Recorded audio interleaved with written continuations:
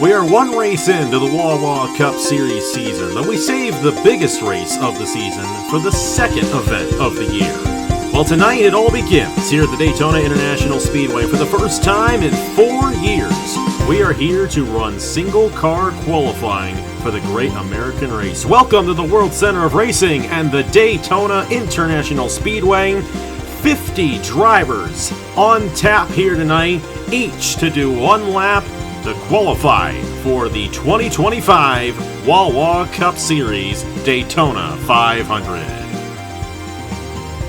Hello everybody, this is AG here and welcome to the Daytona International Speedway here on a Tuesday night, a day before they are going to run the Daytona 500 qualifying in real life tomorrow. So we're doing it a day early because it's going to take ourselves a little bit of time to get through this here tonight. But we are very excited to run this session. We're going to get to talk about all 50 drivers in length. And we're excited to see who locks the front row for the Daytona 500. This is the big story here tonight and how this is going to work. The front row is locked regardless of what happens in the Mello Duel, which is also returning on Thursday night. So we'll set the front row and then in terms of the uncharted drivers, you have those 14 drivers who are not chartered here in the Wawa Cup Series, and it does not matter if you're a hot seat driver or not for this race only. The top two fastest qualifiers will clinch a spot in the Daytona 500. The top two finishers in each duel on Thursday will advance on, or it'll default then to the next highest qualifiers if someone who already qualified their way in also races their way in. So you want to qualify very well here tonight if you're one of those uncharted drivers. And we have 14 of them who will be scattered throughout the night. We're going to see a lot of them early on.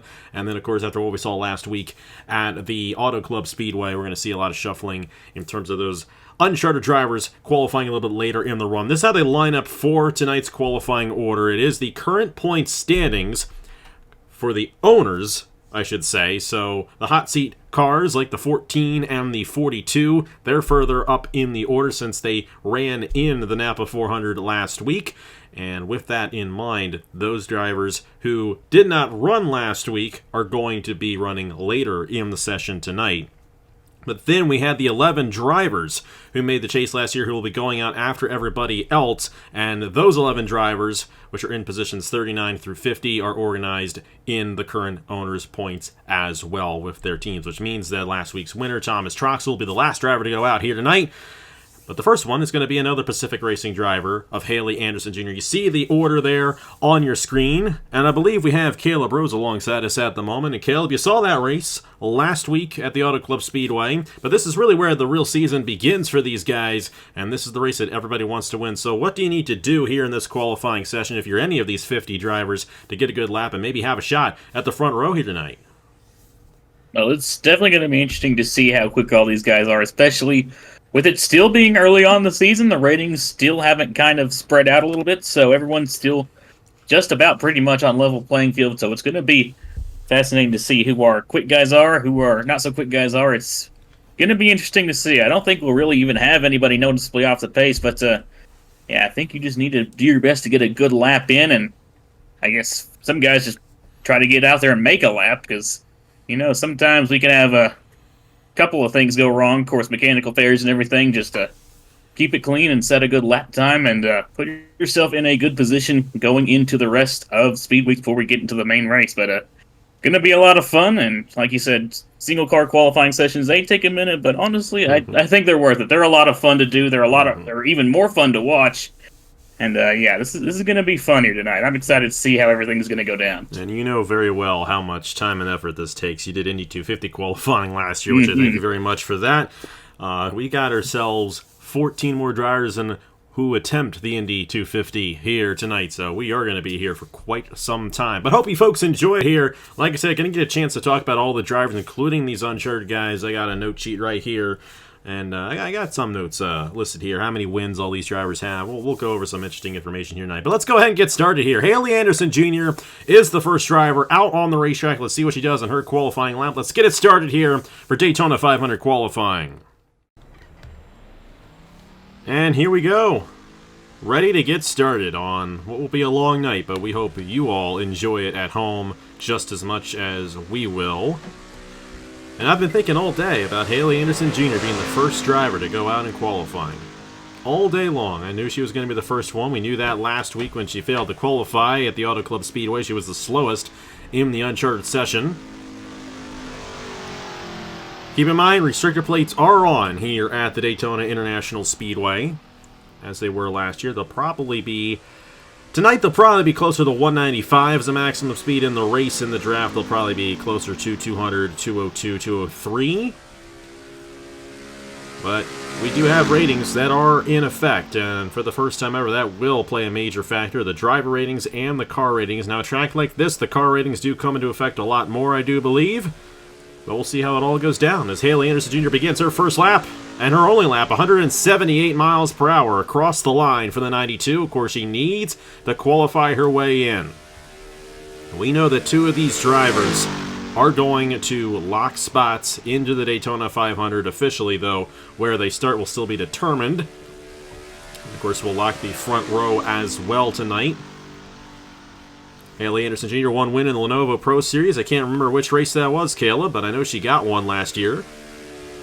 Pretty sure it was... I can't remember off the top of my head. I think it was either New Smyrna or South Boston. I almost want to say it was Chicagoland, but I think she was... Actually, you're right, it was. It was Chicagoland. Yeah. It was right around that November part of the season there.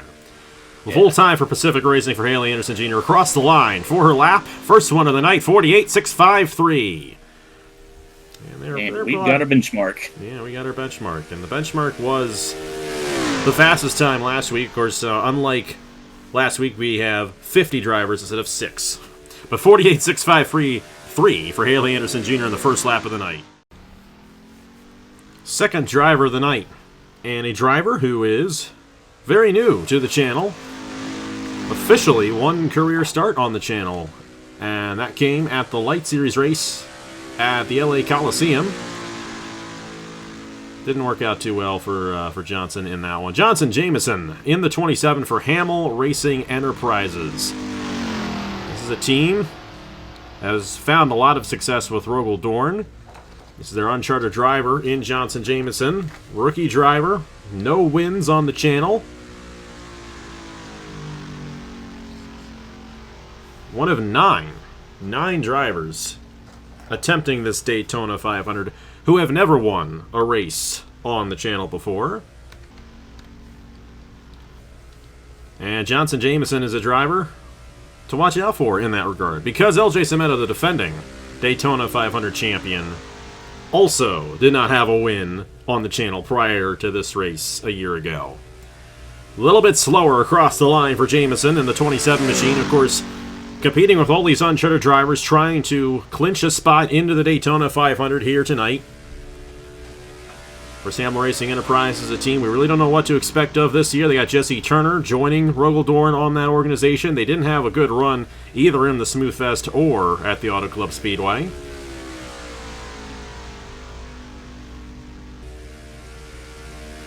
A 184 right there for Johnson Jameson. This scheme, if it looks familiar, this was the full-time scheme when Brady Mardi Gras drove for the team last year. I think this is going to be a little bit slower than what we saw from Anderson. It's going to be 48.995, so that was about 3/10 off of Halley Anderson Jr. right there. That is not the speed you want to see. But nonetheless, Jameson has his time in. Let's move on to our next driver. Next driver in line, another Unchartered driver, and just a note, you will see the Unchartered drivers in yellow on the side of the screen.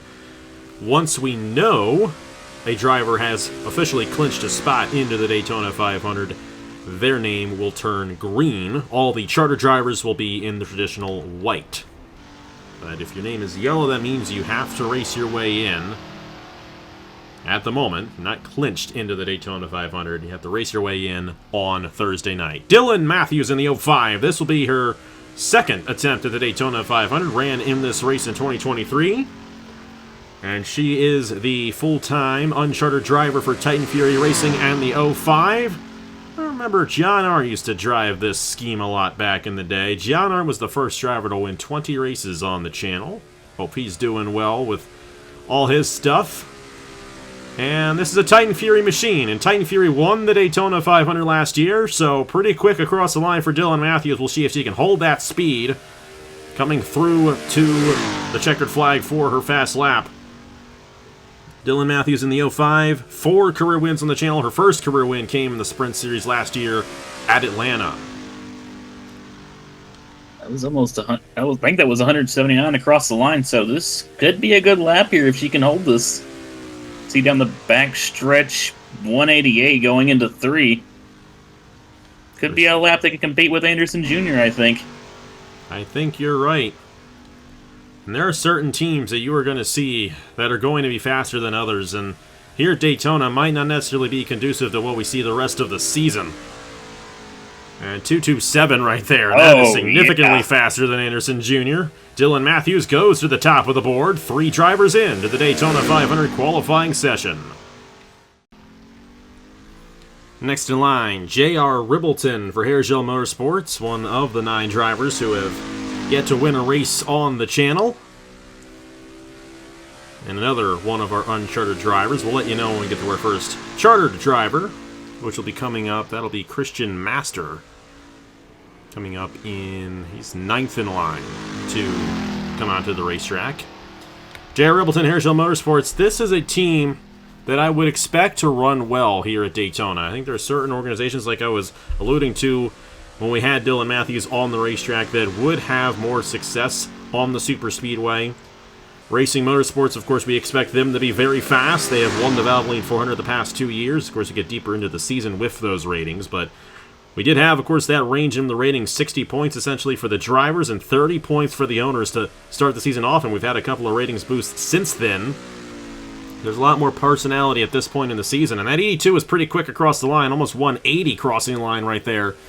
Whereas Dylan Mathews set a 48.227 last time around. J.R. Ribbleton looking to beat that and have a shot at locking a spot into the Great American Race. So far, so good. This looks like it could compete with Dylan Mathews. Already almost reaching 188 miles an hour down the back straightaway. Gonna reach 188. Can you reach 189? Doesn't look like it going into 3 and 4. But this could potentially compete with Mathews up there for the top spot. We'll have to see as he comes out of turn 4 here. Stays at 186. This could be pretty quick here. 186, 187. Will not hit 188. We'll go to a 222. That is 5 1,000ths of a second faster than Dylan Mathews, but that's still faster. And J.R. Ribbleton goes to the top of the board here, 4 drivers in. Here we go for the next driver in line, Darien Ansdorff in the number 11, and it's fitting that you're here, Caleb, to witness this. I'm never living that down, am I? Oh boy, it wasn't your fault. We all know what happened on Christmas Eve. I know Darien Ansdorff would like to forget what happened on Christmas Eve, and hey, a Daytona 500 win would make up for that. And he's with a team that can definitely contend, if not tonight in this qualifying session, in the Duel on Thursday. Whereas Ansdorff did fail to qualify last week at the Auto Club Speedway. It's a long season there, and of course Grattan Autosport. We all know Grattan Autosport. We all know what they're built of, and we all know what they're made of. Though they did not have the best of runs in the Valvoline 400 when it came time for that. We'll see what Arnsdorf's speed will be across the line. And across the line, he's going to hit 179 right as he crosses it. Not quite as fast as what Ribbleton was when he crossed the line right there, but of course it's the full lap and keeping the full speed across the whole racetrack. It might not necessarily be quite what Arnsdorff is looking for here. A little bit wide off the corner there. They take that middle line here at Daytona. They do not go all the way on that yellow line like they do in real life. Well, no, definitely a very interesting line here at Daytona, and Arnsdorff going down the back straightaway up to 186. Not the best run so far. We'll have to see where he clocks in, but yeah, Grattan Autosports, definitely a solid team there, and if he doesn't make it in tonight, I'm sure he'll definitely be very competitive in the dual races. Well, he will not clinch a spot tonight, not with this time here. Going to be a 48.550. That is good enough for third, but not good enough to officially clinch a spot. He will have to race his way in. Halley Anderson Jr. and Jameson will both have to race their way in as well. Let's move on to our next driver, Eric Monaco, next in line here at Daytona. Eric Monaco in the number 45. This is a driver who has a lot of experience on the channel. Was actually a full-time driver, drove for Racing Motorsports 2 years ago, full-time for them. He is still full-time with the team, though, Unchartered, so he does have to race his way in, but watch out for Eric Monaco here in this session. This is a team we expect to be very fast on the Super Speedway, of course. As I mentioned, they have won the Valvoline 400 the past 2 years. Christian Master won it for them in 2023, and of course they had Blaine Keys last year, and of course he won the Valvoline 400 a year ago, or wasn't a year ago, that was 6 months ago when that happened. That was almost 6 months ago when that happened. And we're already back again. And we're back. Of course, Eric Monaco, he is back. 13 wins on the channel for Eric Monaco, and of course he's the 2020 HERS Dash Series champion. Hit 180 just a little bit past the line right there, but a lot of speed in this car, and he's going to have a shot at JR Ribbleton here for this top spot. Looking pretty good so far for Eric Monaco. We know he's got a lot of experience, and now we know how good Racing Motorsports is on these super speedways. Usually it really starts seeing it kick in later in the season, but Monaco, that car's got a lot of speed. We'll have to see what he hits here coming into turn number 3. He's gonna kind of flatline there at 187, but still looking like a pretty solid lap here for Monaco. Barely top 185. Might not be good enough. Of course, 227 is what he's got to beat to have any shot at clinching tonight. Across the line, 418. So that's good enough for third, quickest for Eric Monaco, but he will not clinch a spot as of this moment here tonight. Next driver in line here, number 91 of Nathan Meyer. Made a start at New Smyrna in the Sprint Series, and that is how he qualified his way in to be in the hot seat. It's our first hot seat driver. Had Rashid Mahendra in this ride last week. They did not qualify their way in. But Echo Evans Ross, definitely a very cognizant owner when it comes to the ratings. And Nathan Meyer. I think you know something about Nathan Meyer a little bit, Caleb? Because this first time ever calling Nathan Meyer myself in one of my races. Yeah, definitely exciting to see Nathan over here in your stuff. Definitely a pretty prominent figure in NR Offline, especially with all the mock series stuff that he does, which is very fun to watch. But yeah, excited to see what he'll do here in the hot seat 91 car there for Evans Ross Racing. Looking decent so far there. I have to see what he can do. Kind of reminded me of Monaco's time right there. And hey, we got one of the drivers in the booth now as well, Andrew Miller. I know you're excited for all of this and excited to get out there on track with Durrani Racing. I believe you're going on 19th in line here tonight. Anything you're looking for here in these single car runs that we're seeing right now? I guess just seeing where the most grip is. Seeing a lot of these guys kind of running that middle lane. Nathan Meyer able to hold 186 through that corner there, so I think that this should be a pretty good lap time here for this 91, which will be good to know. 239. Right, yeah, very nice. It's good, but it's not good enough to clinch a spot tonight. Nathan Meyer going to go third in line in the Evans Ross Racing Toyota. Next driver in line, one of the other hot seat drivers, and Caleb, this is your team, Appalachian Motorsports. You guys decided to choose Keegan Thompson to attempt this Daytona 500. What was the thought process in choosing Keegan Thompson? It's been a while since he's run on the channel, but I know you had your eye on him considering you pulled him for the biggest race of the season.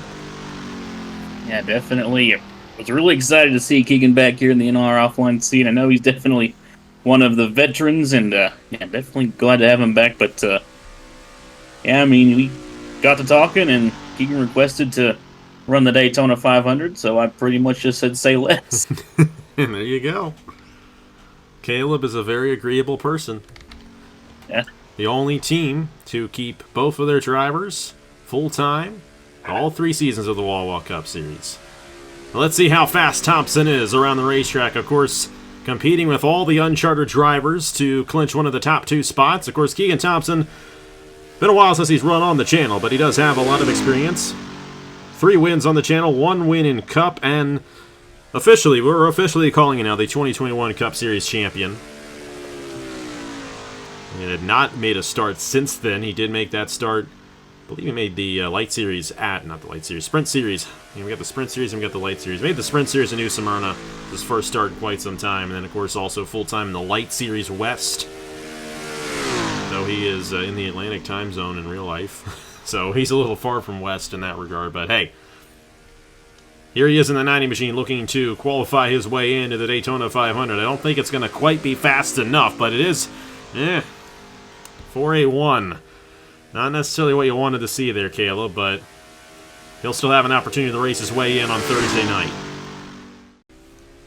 We are back with Christian Master, our first charter driver. He will be in the Daytona 500 no matter what. And Christian Master is a driver who has been around for a very long time. As a matter of fact, almost won the first running of the Daytona 500 back in 2015, the one that he lost out to Jesse Turner on. Just imagine the timeline if Christian Master was the first ever winner on the channel. That would be something. Hey, Christian Master, great to have him back. Great to have him back full-time in the Wawa Cup Series, driving for Andrews Racing in the number 69 machine.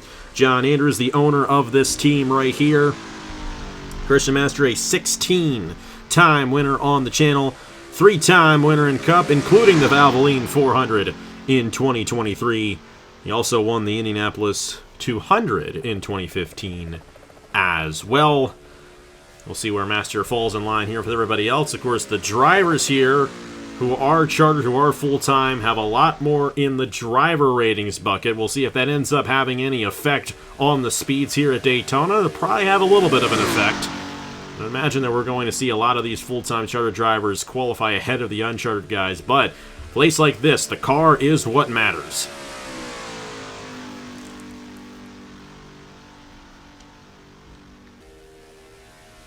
.187. Gonna get to 188. That's the maximum speed right there for Master. This is not going to be the fastest time. J.R. Ribbleton still with the fastest time at a 48.222. The good thing for Christian Master, he is locked into the Daytona 500 no matter what, since he does have the charter. And this will determine his qualifying starting position eventually.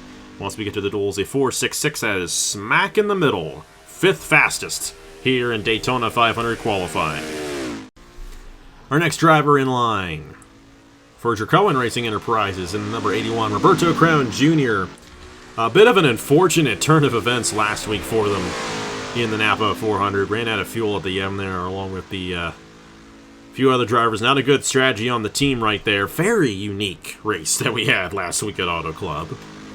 And Andrew's sitting up here. He hasn't seen it yet, going, oh man, what happened? How did I finish where I finished? Well, you'll see in a couple days in our time, Andrew.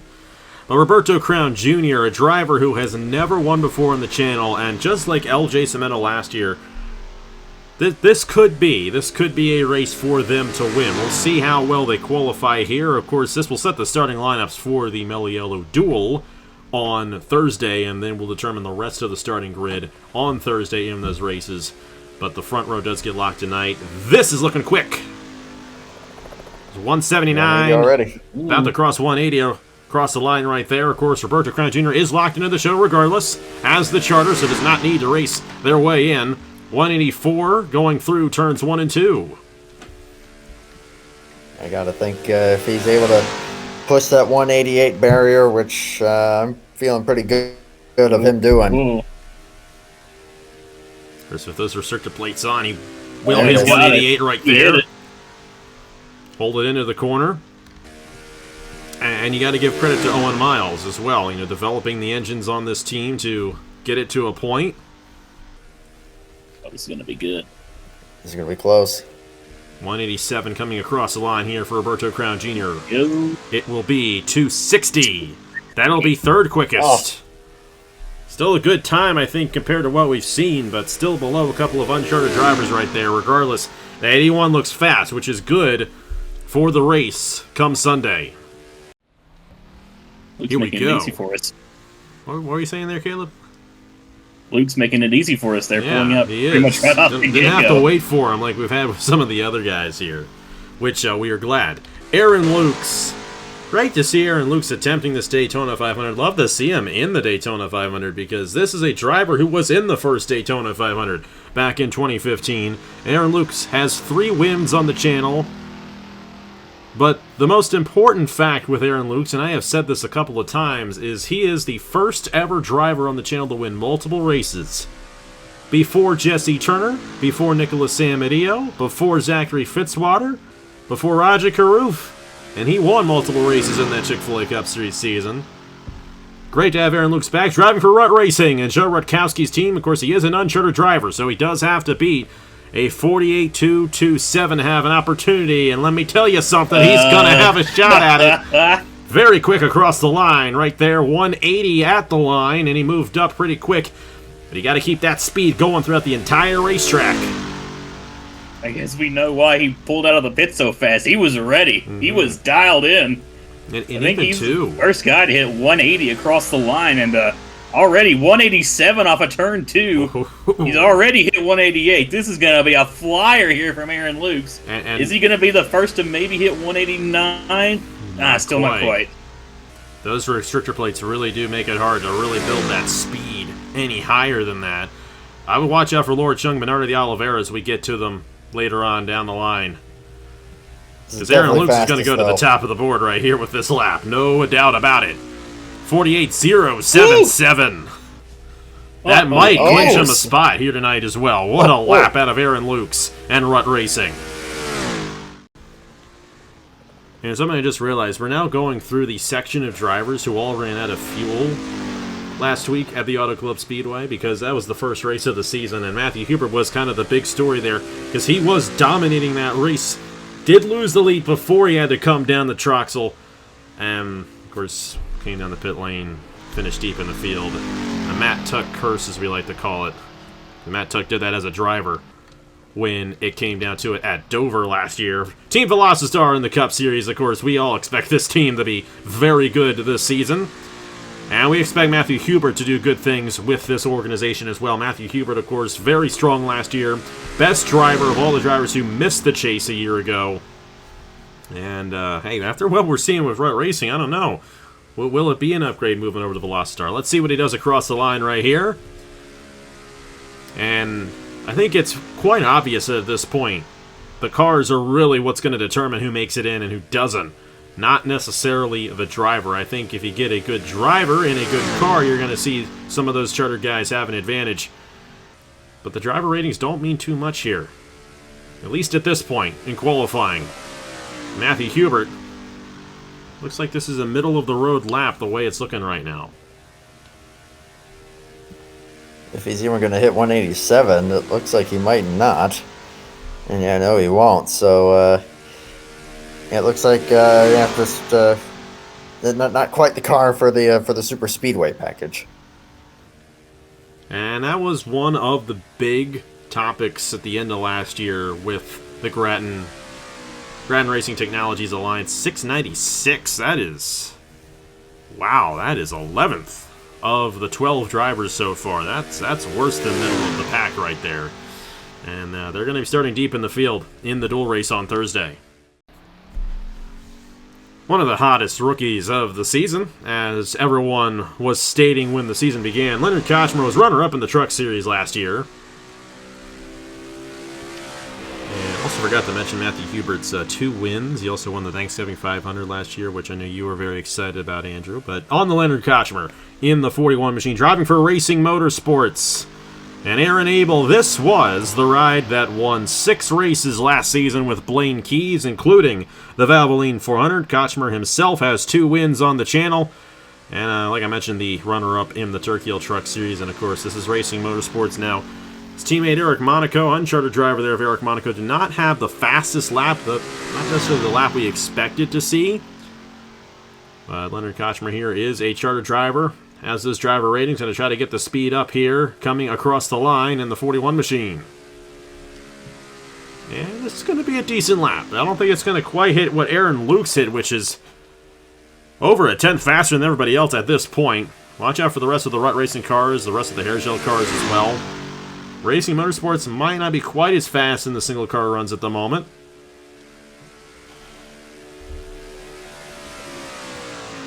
Wait till we get to the point of the Valvoline 400, though. Yeah, they'll be fast then. I think Titan Fury is also a really good super speedway team. Watch out for LJ Mello and Fitzwater. Fitzwater's coming up here in just a couple of laps. Now, Lenard Kocsmar in the 41 machine. It will be his first Daytona 500. Had not actually made a start on the channel at this point a year ago, and already has made quite a name for himself on the channel. He's going to continue that up with a 3.79, which is a solid time. That is 6th quickest, 2nd fastest of the charter drivers who have gone out so far. Hey, here's your teammate, Andrew. Brad Stover there at Darien Racing. I know that you are excited about this team and being a part of this team this season, and you got a good teammate as well. Brad Stover has been around a long time. 13 wins on the channel, 3 of them in the Cup Series. As a matter of fact, a lot of those wins came in his first season in Cup back, I believe it was 2018, with Titan Fury Racing. Stover's not had as much success in the Wawa Cup Series, more specifically, but he's looking to have that success, and maybe some of that success will rub off from what Andrew is doing to help this team out this season. Because like I said, you've talked to my face so many times, Andrew. How many times? You're going to go for it. You're going to go against Blaine Keys this year. We're just going to have to see. We'll get the Blaine Keys in a little bit time tonight, but here's Brad Stover in the 78 machine for Darien Racing coming across the line. 178 across the line. I think a lot of these lap times are going to be right around that 2, 3, 4 mark tonight. But you're going to get an occasional driver like Aaron Lukes who's just going to go crazy on the racetrack. I think, as I was saying, it all depends on the car and kind of how everyone's tuned it for the season. And I will admit, and I apologize for how much I have been driving AG absolutely nuts with how much I won't shut up about ratings, how well I'm going to be doing, and the Thanksgiving 500. I have not shut up about that race either. Zach Rogers was saying in the chat last night of the Winter Series race that we did that you forced him to watch the Thanksgiving 500. How could you do that? I had to show him the best in the business with this stuff. Brad Stover across the line, 6.49. That is 11th quickest for Brad Stover. Not necessarily the best time for him, but he is a charter driver. He's locked into the show regardless, and he'll have plenty of opportunity to move his way up in the Mello Duel on Thursday.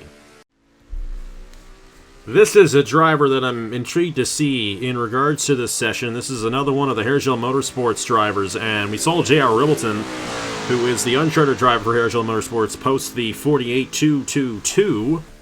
Phillip Torres driving a Hairgel car, of course, much better driver ratings than J.R. Ribbleton, has had the opportunity to put a lot more points in as a driver, and like I said, I think it's pretty obvious that the driver ratings aren't coming into play that much in these single-car runs here at Daytona. I think at other racetracks we will see that, of course, but Daytona, you pretty much just hit the gas and go. Phillip Torres, of course, the driver's been around a couple of years, 3 wins on the channel.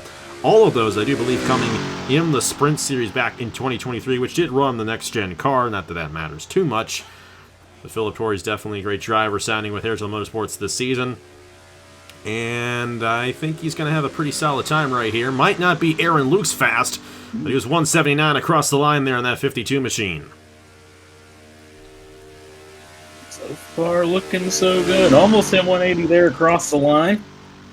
Going 284 through turns 1 and 2. Yeah, like you said, J.R. Ribbleton with a really fast time in the 82 earlier on in the session, and it looks like it's carrying over here to the other cars. Phillip Torres down the back straightaway. It looks like he's going to hit 188. No, he will not. Held 187 for quite a bit right there. 188's the magic number, and Aaron Lukes hit it before he got midway down the backstretch for his lap. 186, 187 coming across the line for Phillip Torres. He is going to go 48.359. That is second fastest of the charter drivers. So 4 unchartered guys who are faster than charter drivers at this point. Very unique stuff that we're seeing here at Daytona 500 qualifying. And here we go. Jesse Turner. First ever winner on the channel. And honored to still have him running here on the channel, here in the Wawa Cup Series, driving for Hamill Racing Enterprises this season, and the number 47. Hasn't been the best of starts to his season. Did not make the feature event of the Smooth Fest and did not have a good run at the Auto Club Speedway last week. Has not really had a good run in the Wawa Cup Series to begin with. It has not been the best adjustment for as a Season 2 Cup Series champion back in the day. And, of course, winner of this Daytona 500, the first ever race run on the channel officially. And everyone knows Jesse Turner. He's been around a long time. Great to still have him here, driving for Hamill Racing Enterprises. Looking to come across the line right here. 177, 178 across the line. Of course, we just had Torres there to 359. He was about 179 across the line right there. We'll see how Turner ends up faring on this lap. Maybe cutting it just a little bit lower there, at least through turn 1 than we may have seen. But yeah, where that grip line is on this particular track, if you're just kind of hugging that lower dashed line, that seems to produce a good combination of kind of keeping it short, but also not letting the car push up, because a lot of tracks like this, if you run way down to the yellow line, that car's just going to want to shoot up. You're going to turn the wheel harder and lose speed. Wasn't much speed there to begin with for Jesse, unfortunately. Not sure how well these Hamill cars are set up, but a 6.11 there for Jesse Turner. That's a little bit faster than I thought it was going to be. That's good enough for 12th quickest right now for the Season 1 Daytona 500 winner. And here he is. It's Fitzy, who has been in every single Cup Series race run on the channel. Wouldn't you believe it? This is a driver to watch out for come Sunday, and I say that because of the team he is driving for. Titan Fury Racing won the Daytona 500 last year with LJ Sametto, and Zachary Fitzwater is a two-time Daytona 500 champion, won it in 2018 and in 2021, 4 years ago. Looking for his third Daytona 500 and looking for his 30th career win on the channel, which he could, in theory, get on Thursday if he has a good run here in qualifying. And qualifying is going to be important. It is going to be difficult to pass come Sunday in the Daytona 500. It is not going to be a cycle race, and you want to be starting up front so you have a good advantage on the rest of the field. Let's see what Fitzwater does right here in the 99 machine. If he can pick that speed up coming across the line.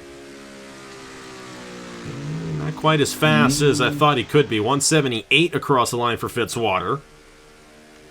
Versus teammate Dylan Mathews in the Unchartered ride. 227 was the time that she set in a same ride. Not quite as fast for Fitzwater right here in the 99. He's got to hit that magic 188 down this back straightaway. I don't think he's quite going to be able to pull that off. But this will be interesting. It's been cool to see these runs. Of course, I'll be back up here in a little bit. But for now, I'm going to hop down and go get my car. I think I'm coming up here. Andrew Miller going to come out here in a couple of times, a couple of laps. Got Nathan Smith after Zachary Fitzwater here, and then we got Andrew Miller right after that. Zachary Fitzwater for Titan Fury Racing. Of course, a 29-time winner on the channel.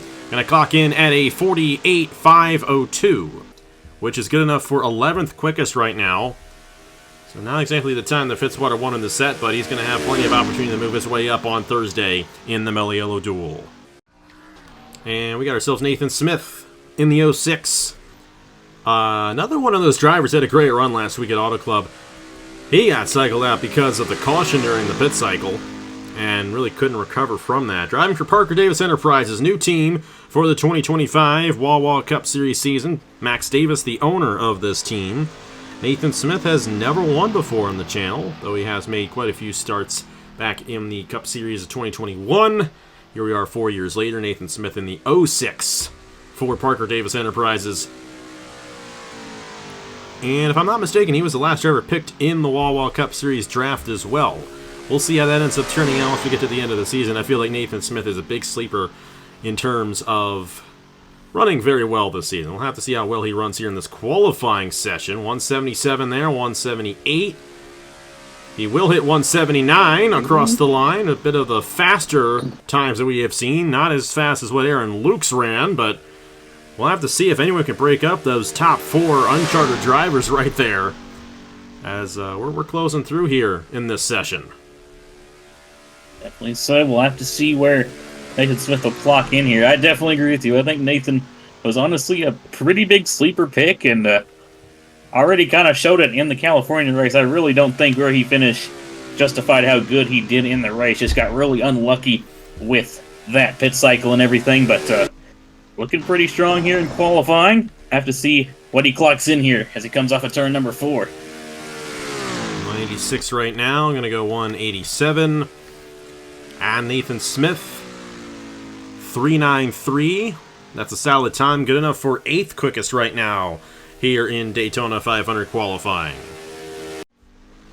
Andrew Miller, next in line in the 86 machine. And he just won't shut up about how he's going to beat Blaine Keys this year. There he is for Darien Racing, and we'll have to see how well he does. Had a great run in the Mello Smooth Fest. I believe finished top 5, I think it was top 5 in the Smooth Fest in New Smyrna Speedway. Of course, this is a very different racetrack here at the Daytona International Speedway. Andrew Miller, 5 Cura wins on the channel, 2 of them in the Cup Series. Of course, one of those coming in the All-Star race back in the day, and he won some money from that race. Just like he gave me some money the other day for saying bewildering on air. He was 4 months late with that, but he did pay me for the bewildering comment.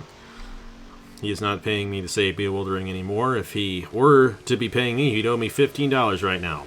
Andrew Miller coming across the line right here. Going to be 179. Will he hit 180? This is going to be a fast time here for the Darien Racing driver. Saw what Aaron Lukes did and said, watch this. No, he might have meant it, like, for real when he said he was going to go after Blaine Keys, because this is a quick lap so far here in the making for Andrew Miller. We'll see what he can clock in down the backstretch. He's already hit 186 coming off of the corner. You can almost feel it, too, from this angle. 187, will he hit 188? He will. Well, there's the magic number. He didn't quite catch it like Aaron Lukes did. I don't think it's going to be quite as fast as Luke's time, but this might be good enough for second place, the way things are looking right now. 186 through the corner will not minimize any further down the order in that regard. And across the line, he will hit 187 for quite a while and go 262, which is good enough for 6th quickest. Just below Roberto Crown Jr., who's still the fastest of the charter drivers up to this point. Still a great lap, though, for Andrew Miller and Darien Racing. Moving on to another driver here who we are all very excited to see attempt this Daytona 500, and quite frankly, even though I'm not supposed to root for anyone in particular, we would be remiss not to have this driver in the Daytona 500, because the only 2 times he has attempted the Daytona 500 in the past, he has gone to victory lane both times. He is 2 for 2, looking to attempt and start in his 3rd Daytona 500 on the channel. It's Josh Marzak in the Grattan Autosport hot seat. Stuart saw Josh Marzak return to the Light Series and was like, that's my guy for the 500, and I do not blame him. 2016, 2019 Daytona 500 champion here on the channel. The only other 2 times he has made starts in the Great American Race. We'll see what he does here across the line. Now keep in mind, the qualifying time is very important for the drivers who do not race their way in on Thursday, because it's going to be the top 2 highest drivers who qualify who do not advance on. So, say you're 3rd or 4th, and one of the guys ahead of you who qualified race their way in, and you're locked in as well. So you want to be very quick in this qualifying session, or otherwise you're going to have to race your way in. That's going to be your only opportunity. So it goes in the duels first. The top 2 finishers in each duel advance on first, and then it's the next 2 highest qualifiers who did not advance on through the dual races. Marzak not quite as fast here as Andrew Miller or Roberto Crown Jr. were. This is going to be on the slower end. We'll have to see if Marzak can race his way in on Thursday. He will have to do so in this 14 machine. Coming across the line, Marzak is going to go to a 48.716. That is 19th of 20 drivers up to this point. Not necessarily the way Stewart wanted to see that go for his driver, Josh Marzak. 21st driver of the night. First Andrews racing car. No, first Team Williams racing car. Man, I keep doing that. I always get Team Williams and Andrews Racing confused, because Team Williams is owned by Andrew Williams. Andrews Racing is owned by John Andrews. Hey, we got Duncan Ward. And a lot of excitement has been on Lenard Kocsmar. I think next in line in terms of that excitement is Duncan Ward. Both of these drivers ran a lot in the Sprint Series last year. Won races in the Sprint Series as well. Duncan Ward won twice in the Sprint Series.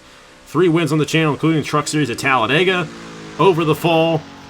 And, you know, decent run. I think Duncan was, correct me if I'm wrong on this, Caleb, I think he was up in the top 10 kind of before everything went haywire at Auto Club last week. A lot of speed in that car there. We'll have to see if that speed translates tonight. That's not looking too sharp right there across the line, unfortunately. But the good thing for Duncan Ward, he is a chartered driver. He's guaranteed in the show regardless.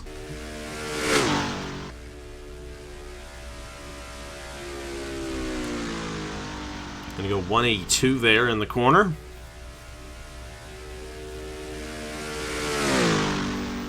All right, I'm back up here now. It was a good lap there for Andrew Miller. Yeah. Honestly, gotta thank Durrani for whatever he did to that car. That thing was on rails. That was really, really sweet. Sure, Speaking of really, really sweet. Yeah, you like this paint scheme, don't you? I think Stuart Grant was the one who painted this for Andrew Williams and this team. And Duncan Ward is the lucky driver who gets to drive it this season. Bryon Perez has been in that ride for quite a while.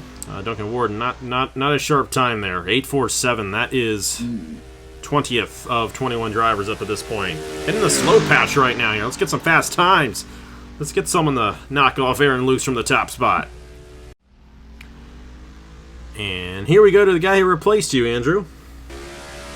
And this is going to be like the one time you're going to be in the booth for a Wawa Cup Series event. Since obviously you are a driver in the series, we're not going to have you in for a lot of the races, or any of the races for that matter. So we got to lay into you when we can. But we love you. We really do. Here on the channel. I deserve it. Hey, you got something really cool coming up this Friday, don't you? Yeah. The Top Dragster Open from this very racetrack at Daytona. We'll see which are the 4 teams, whether that be my team, Caleb's team, your team. Of course, Nathan has a team in that as well. And we'll see who's going to get the edge for the first race of the little 3-race mini season that we have going on. So definitely tune in and check that out. If you're talking about getting the edge, I know I have Nicholas Samadio on my team, so I should get the edge then, right? I see what he did there. Well, speaking of Nathan's team, this is NS Racing. And Tanner Partin in the number 97. First replacing Andrew Miller. This is the other ride in NS Racing. This car has not gone to victory lane before. Travis Crampton in the 98, which we'll get to him later on in the night, has gone to victory lane multiple times. Standard run here for Tanner Partin. Not necessarily the fastest one for him. Tanner is another driver. Actually does have one win on the channel. I believe that came in the Lenovo Pro Series, but he's never won in the Cup Series before. I know he'd love to turn all that around this season. I think he's going to have a good year with NS Racing. Across there, 185. Roberto Crown Jr. is still the fastest charter driver. 4 unchartered drivers faster than the charter drivers, which is kind of hard to believe. 5.27 there for Tanner Partin. That is good enough for 14th. So we'll see which duel that lands him in. And we'll see if he improves his positioning for the Daytona 500 on Thursday. Here we go with Bryon Webb, winner of the Mello Yello Smooth Fest. He won it in the Mountain Dew car. I didn't realize that until after we recorded that race a couple weeks ago, and I'm like, huh. Mello Yello is better, in my opinion. Next it's time for Trey Bartow to win the Wawa Cup Series Championship in the Sheets car. No. Hey, we love Trey. We honestly love Trey. Trey's been around a long time. We'll get to him later on in the night. Bryon Webb, though, of course, in all seriousness, won that Mello Yello Smooth Fest. And it was a bit of a surprise to a lot of us, because Bryon Webb's a driver who has never won in the Wawa Cup Series before. As a matter of fact, Bryon only has himself, I can find him on my list here, 4 wins on the channel, including that Smooth Fest win. Also won a truck race. He's going to have a fast lap here, guys. 180 across the line. And this is the speed that I was anticipating out of Racing Motorsports. Now, Bryon understands the Cup Series. This is his 3rd season in the Wawa Cup Series. He's got that experience, unlike Lenard Kocsmar. And I think that's going to play into his favor this season, driving for this team. Kind of a middle-of-the-run road last week at Auto Club Speedway. He's got a fast time right here. Not going to quite hit 188 at the same point that Aaron Lukes did, but he's going to hold on to it for quite some time. And we might finally split up some of these Unchartered drivers who have been at the top of the board all night long. I sense a top 3 run here. Bryon Webb coming across the line. We will see if you are right, Andrew. 48.208. That is good enough for second place. And Bryon Webb is now the fastest of the chartered drivers so far here in Daytona 500 qualifying. We're on our 24th driver of the night, Logan Williams in the 95, and man, this is a driver. Chaser bust, it feels like, for Logan Williams this season, and he's won 3 times in the Wawa Cup Series, and I'm sure you're very proud of that, Caleb. But I know the goal is to get this 95 in the chase for the 2025 season. Logan is a 12-time winner on the channel, 4 of those Cup wins, 3 of those Cup wins coming in the Wawa Cup Series specifically, including the Mello Southern 500 in 2023. I know Logan absolutely wants to get this season started on the right foot. Kind of a midway run last week at the Auto Club Speedway, not necessarily the way he wanted to start, and he really wasn't up front, and especially in comparison to his teammate as that race went along. But Logan's a great driver, we all know it, and when he's fast, he is hard to beat. So we'll see how fast he is here in Daytona 500 qualifying. It doesn't look like he quite has the speed that Bryon Webb had across the line. 177 for Logan. Definitely not the start to the season that Logan probably wanted with that tough run at California, but I would definitely argue it definitely looked like he had some pace there, and he was probably, I think he was one of those guys that kind of just caught up with that unlucky pit cycle and all that, but not looking the best here in Daytona 500 qualifying, but we'll have to see what kind of pace he has in the race, but I definitely want to see if we can't get Logan into the chase this year. It's going to be a big year for that 95 team. We'll just have to wait and see how it all plays out, but I've got trust in my man Logan. I think he can get it done. And we always kind of say that the season really starts the race after Daytona. It's Atlanta next week. We'll really see how it all ends up sliding in there. 7.55, that is good enough for 22nd. Not necessarily what you want here in Daytona 500 qualifying. Next driver in line, and we'll be halfway through the session here tonight with Bryce Egan. Number 9 Machine Trackhouse Racing, Reggie Fogelman, the owner of this team. And Bryce Egan had a wonderful run at the Smooth Fest 2 weeks ago. Well, a week and a half ago.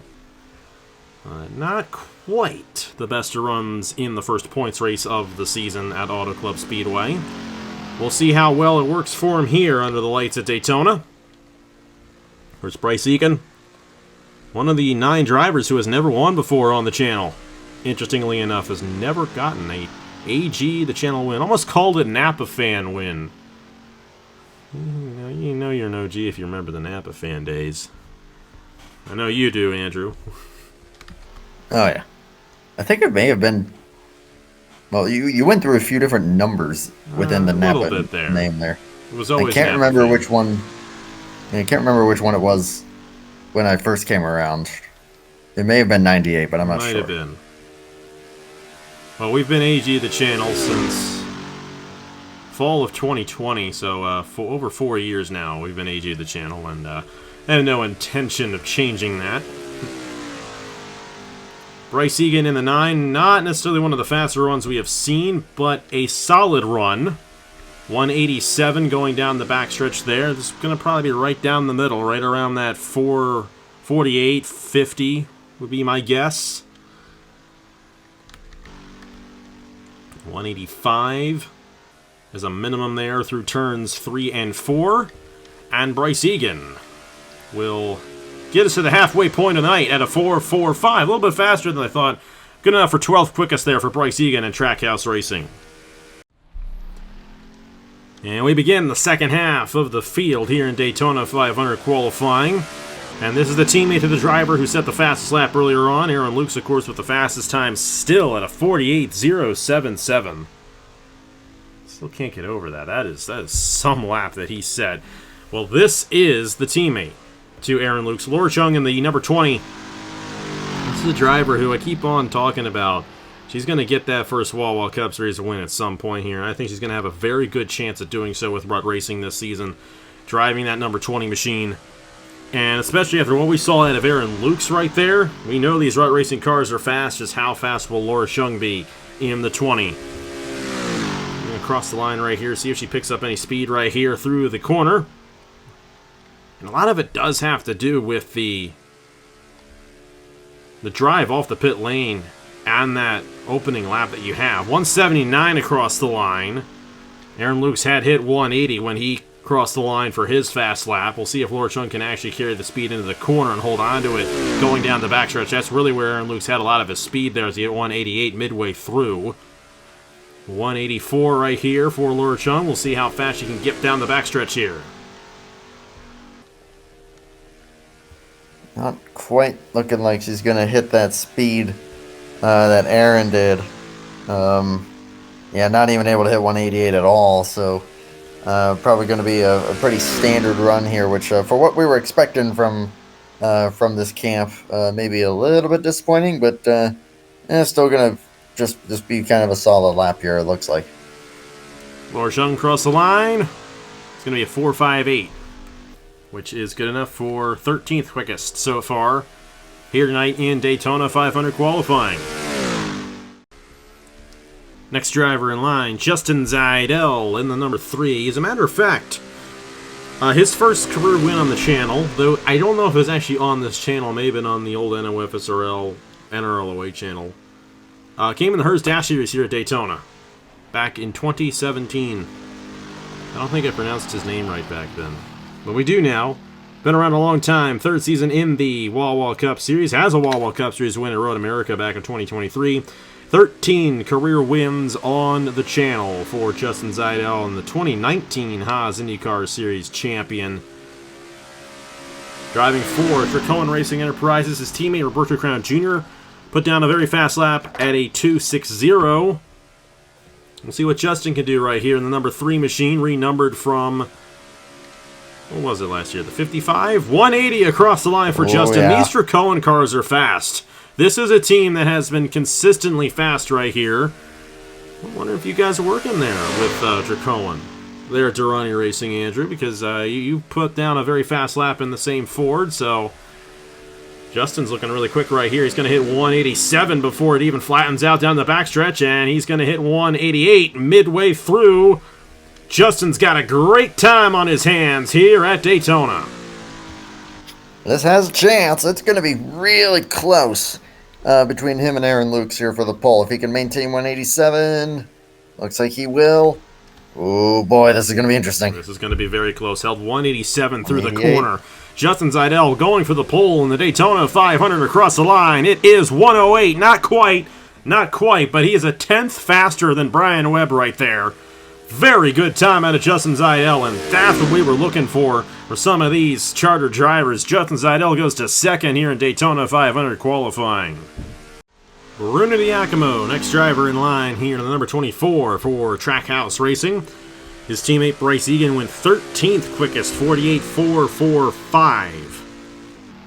And Diacomo, a driver looking to have a good sophomore year here in the Wawa Cup Series. Won the Mello Smooth Fest last year in 2024.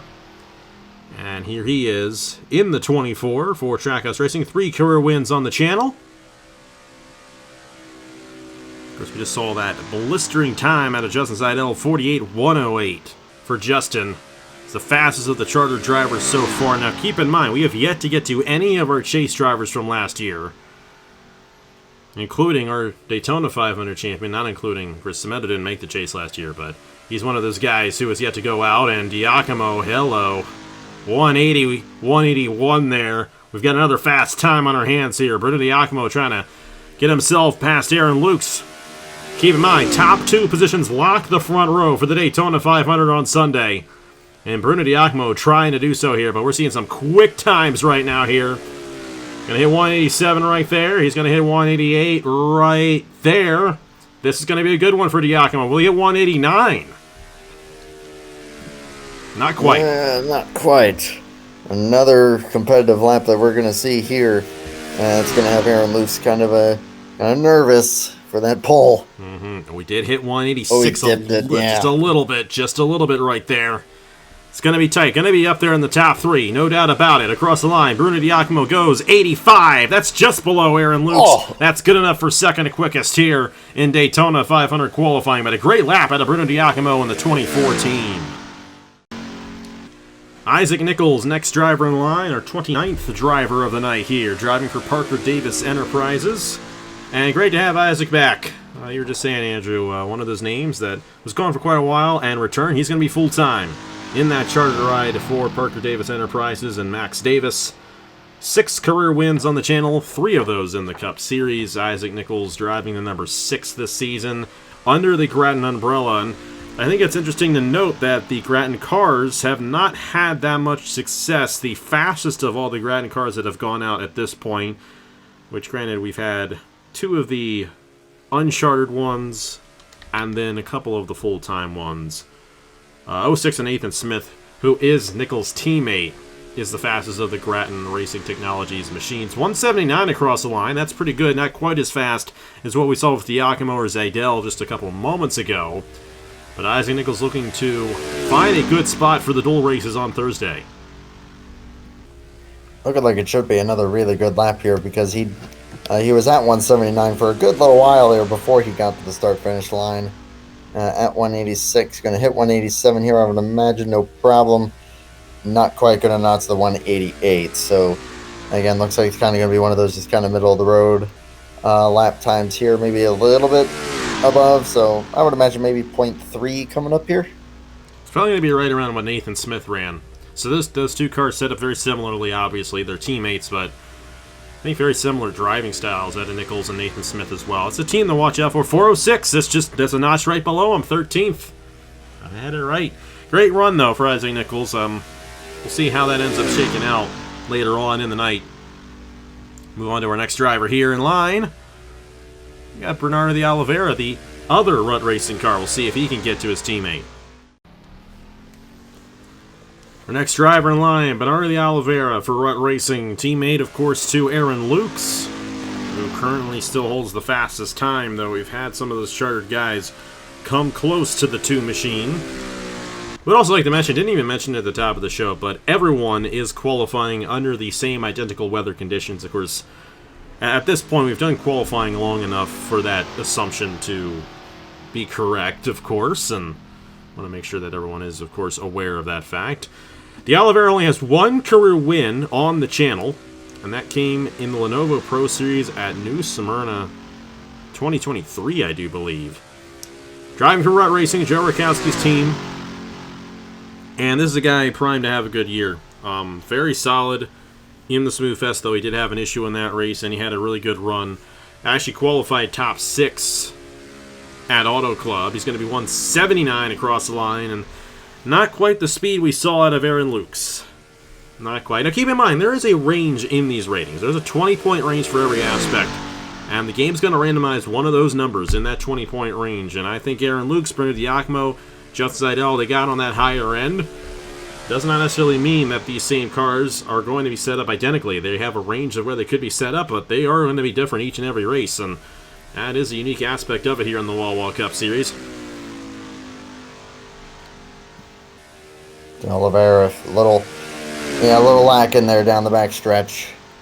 I think it's going to be a very middle of the pack run here, which very surprising. But as you said, with the range, I'm sure that plays a big part in it. But for one Runt Racing car to go the speed that it did, is 526. Mm-hmm. For one Runt Racing car to go the speed that it did, and for the other 2 just kind of middle of the road, definitely very surprising.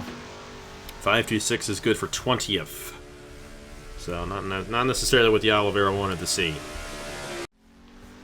Next driver in line, we got Angel Gutierrez in the 36 machine for Millennium Motorsports, first Millennium car that we've seen out there tonight. We'll see how fast these guys are in qualifying. And we've got a new face in the booth here. Nathan Stapleton has joined us, owner of NS Racing.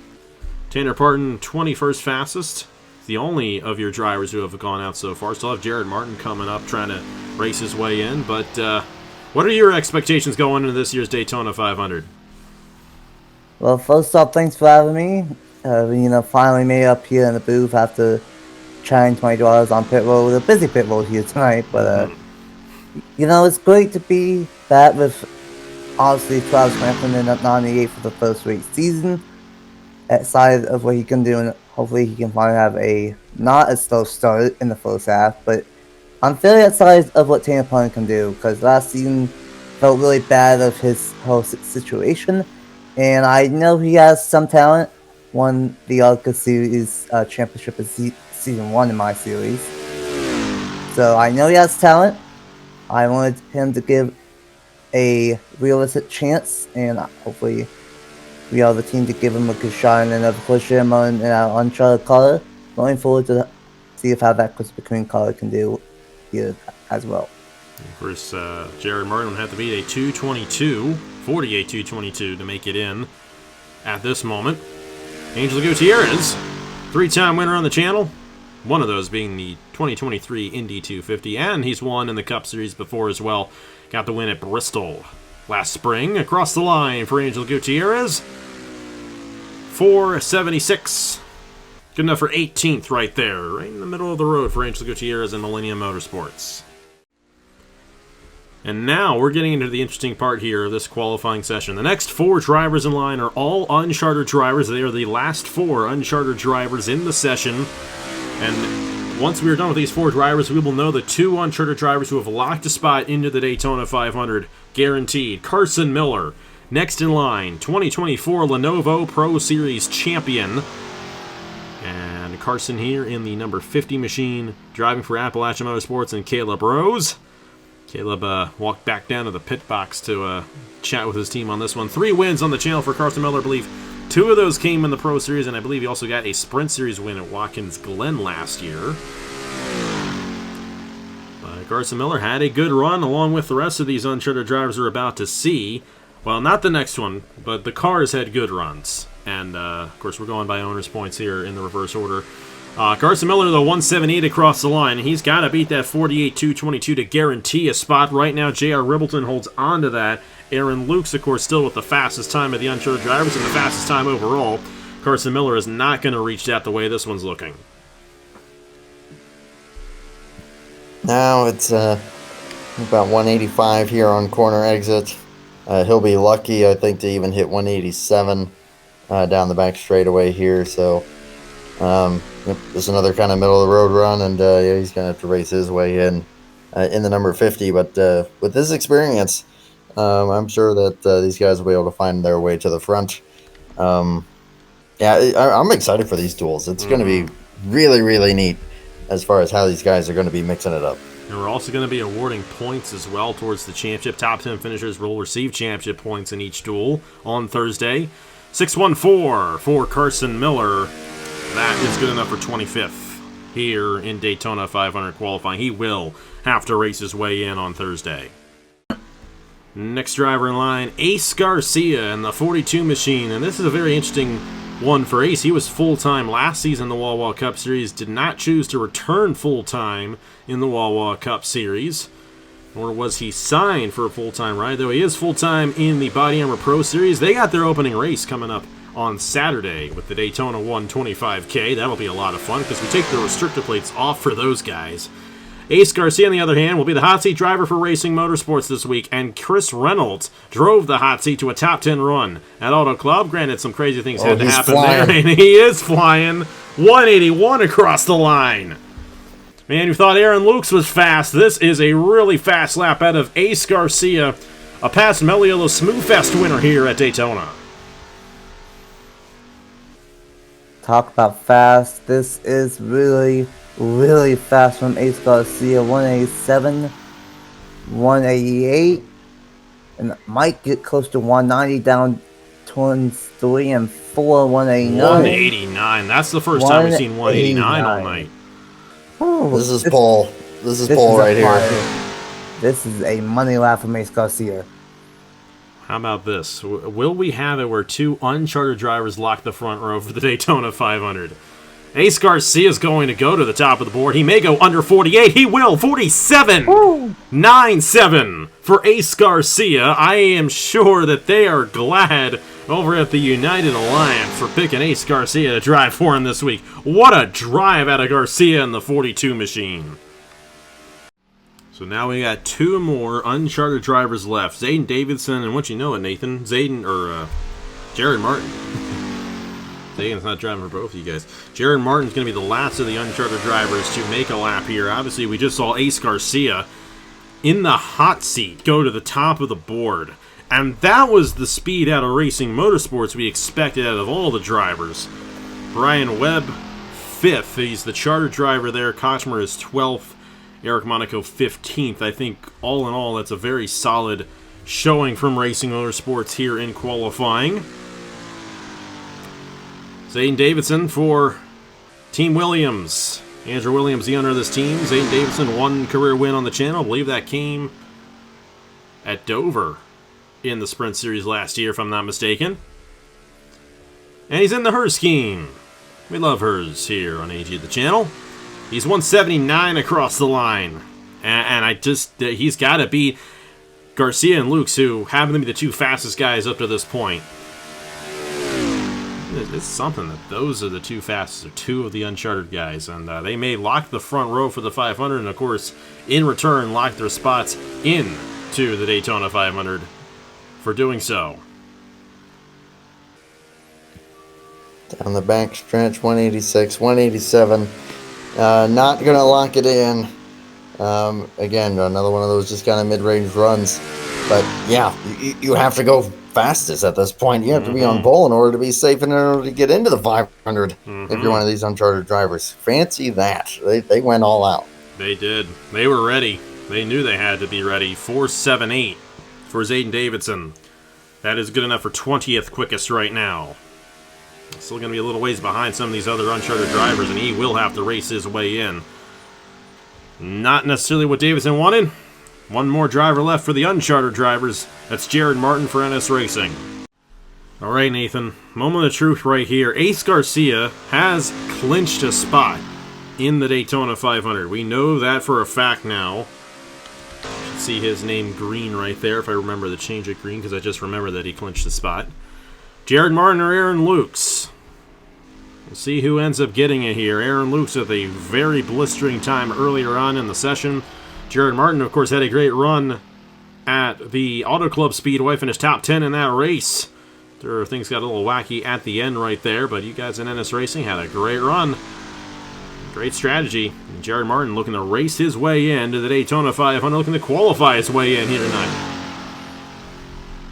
Yeah, hopefully Jamon can make it into the show the easy way. But if he doesn't, it's just going to be very hard with the top 2 being Uncharted drivers. But I do think that we could have a really good drafting car if we need to. And just hopefully we can keep up with the momentum from Auto Club and just have a good start to the season like we haven't been able to the first 2 seasons. But I have high ups for Jamon running for NS Racing in, I believe, the Bioma Light Series and as well. So, got high hopes for him, and it's like a decent lap, 187 in 2024. Yeah, it's not going to be good enough to clinch a spot, unfortunately, for Jared Martin. But the good news is for Jared Martin is that he's going to have a relatively decent starting position in regards to the other drivers that he is racing with to get in for 30, which is going to be right there for 16th overall. So we'll see. Not too bad, but he's still going to have to race his way in on Thursday night in the Mello Yello Duel. Alex Aventali is out in the 61 machine. And now we know for a fact that Ace Garcia and Aaron Lukes have clinched spots in the Daytona 500. They have not clinched the front row. They have just coincidentally gotten the 2 fastest times so far here tonight. And we have ourselves 15 more drivers left to go here in this session. And we got some of the best drivers left to go as well. So we'll see if Ace Garcia and Aaron Lukes can lock the front row. Regardless, they are in the show.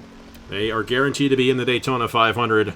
Great runs for both of those drivers, and they're 2 of the longest running drivers who are in those positions.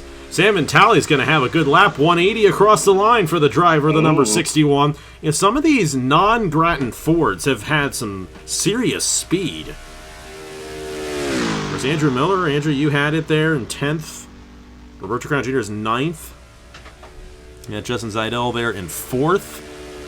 And this is looking pretty sporty out of Savantali in the 61 machine. He hit 188 really quick. He's going to hit 189.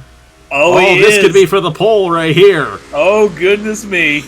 You just came in, Caleb, and you were saying, oh, I missed the flyer there with Ace Garcia. Well, here it is colorized for you. My goodness. Alex Savantali for Andrews Racing, looking to get that fastest time across the line.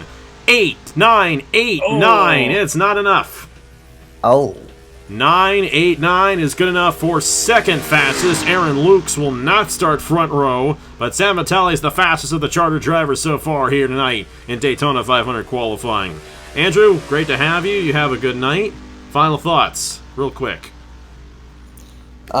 Just best of luck to the remaining drivers, and we'll see what happens in the duels. And of course, Friday night, check out the Top Tracks to Open from this very racetrack. We're going to have some fun with that. Going to be a lot of fun. Thank you for having me up here. You have a good one, Andrew. Let's get on to our next driver.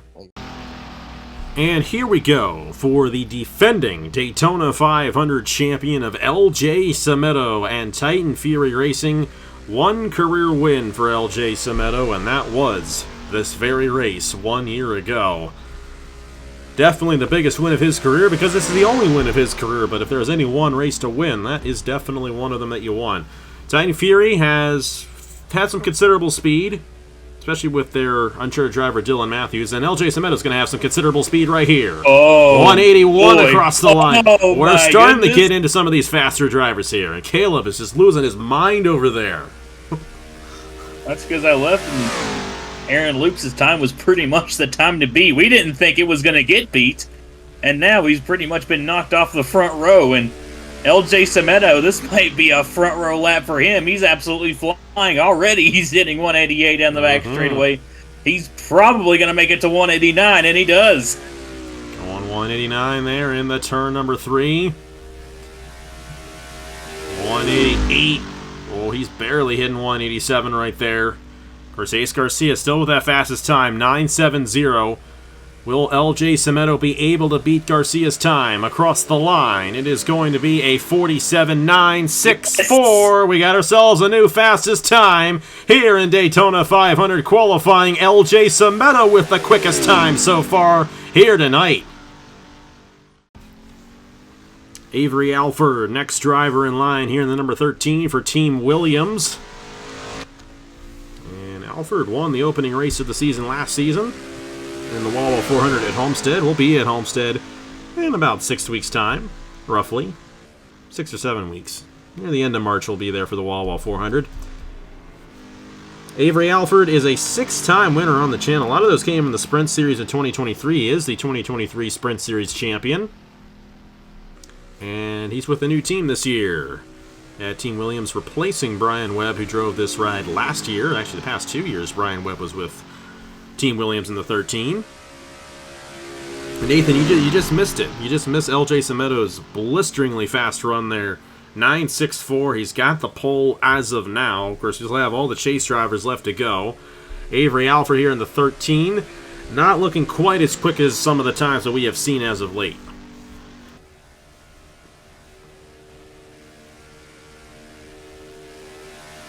About 178, I think, across the line there, and after seeing all those laps that we just had, and not the best run for Avery Alford, but I'd say this will still probably be a decent lap for the number 13, probably somewhere around the maybe 0.4, 0.5 range. We'll just have to see going into turn 3, 186.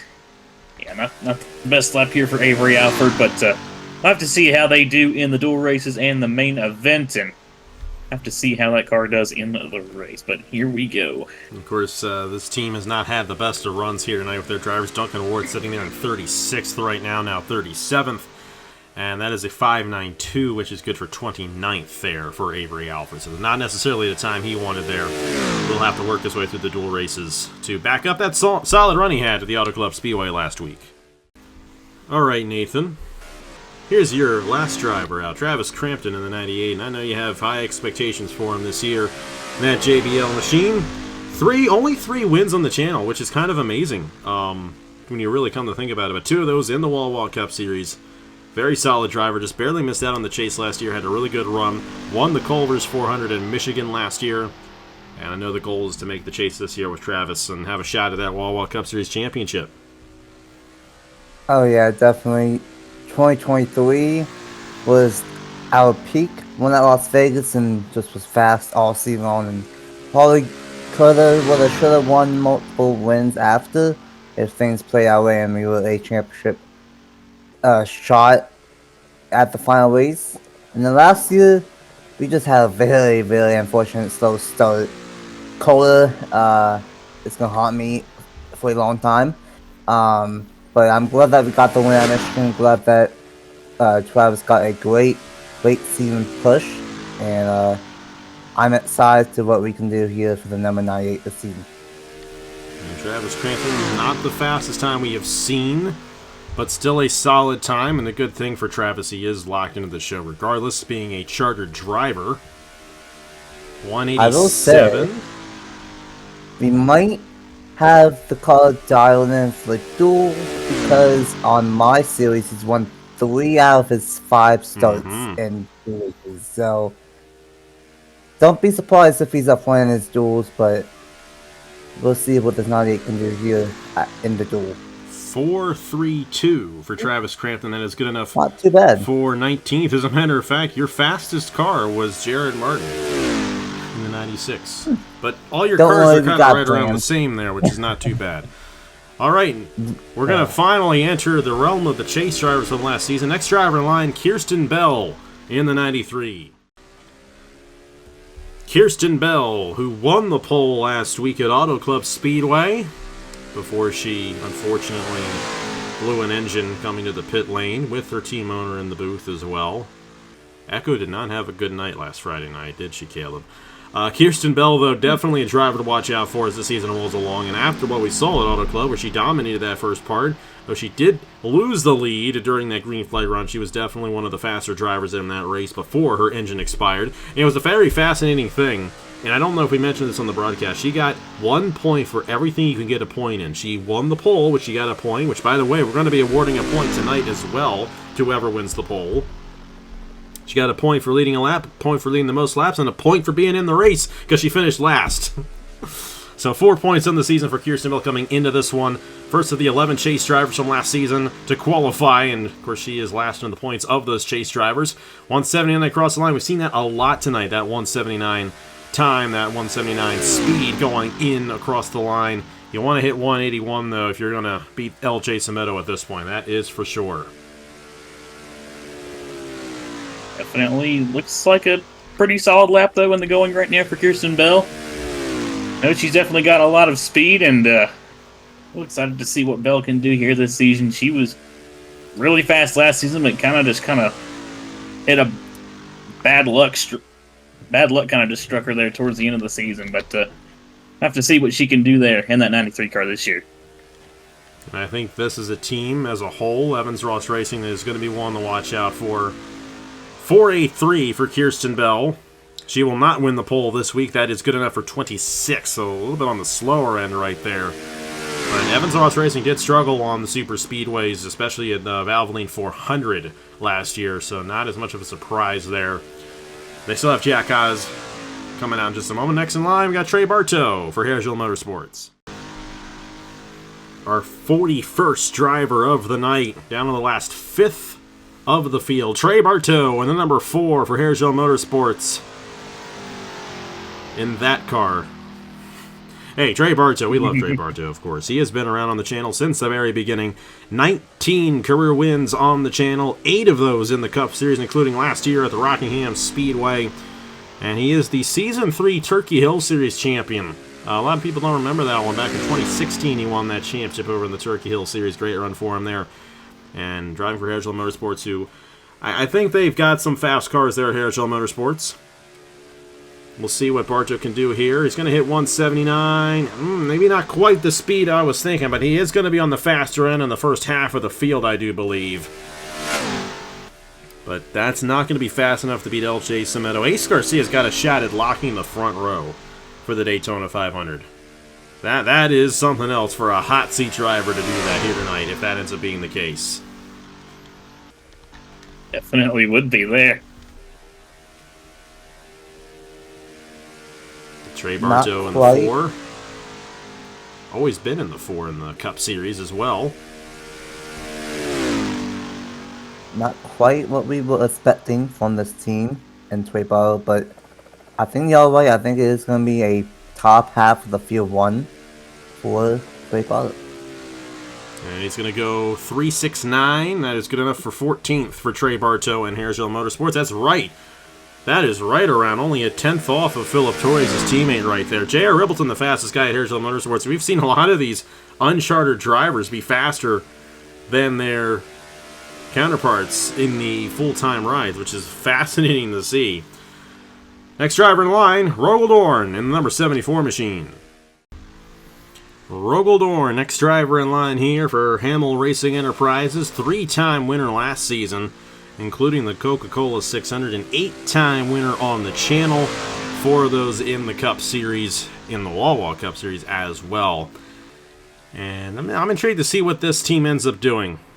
Not entirely sure how it's going to work out for Rogel as the season goes along.